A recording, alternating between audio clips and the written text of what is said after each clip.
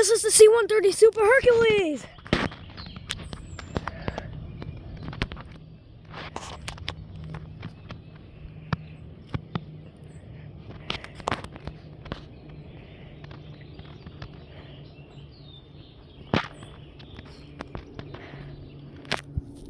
It's gonna probably land at Raleigh Durham. That's actually a KC-130. That's a main cert comp. I still either call it the Navy or U.S. Air Force.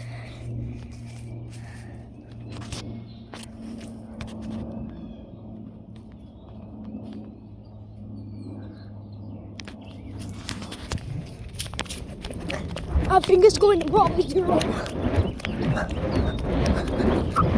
I knew I would see a C-130.